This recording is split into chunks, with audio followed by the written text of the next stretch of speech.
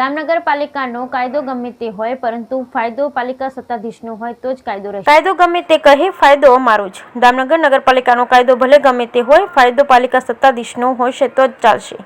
દામનગર શહેરની નગરપાલિકાની આવશ્યક સેવા હોય કે વિકાસ કામો પાલિકાના સત્તાધીશોની ભાગીદારી વગર ચાલે જ નહીં।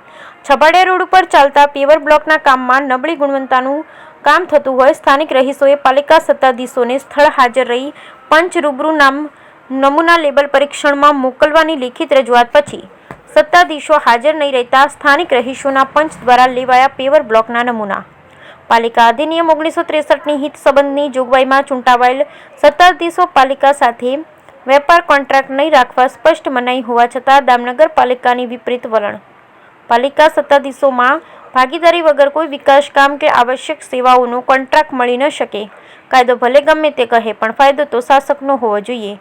દામનગર શહેરમાં પાલિકા સત્તાધીશના પેવર બ્લોક કારખાના દિવસ રાત ચાલવા જ જોઈએ। જૂના પેવર બ્લોક ઉખેડી નવા નાખવાનું સતત કામ ચાલે છે।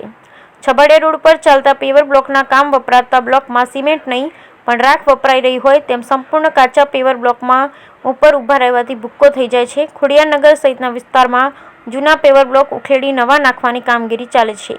જૂના પેવર બ્લોક મફત જોઈએ તે લઈ જવાની છૂટ પાલિકા શાસનોની ભ્રષ્ટ વૃત્તિ પોતાના પેવર બ્લોક લેવાય તો જ ટેન્ડરમાં મંજૂર કરાય છે। Bureau report Natwarlal જેવાતિયા।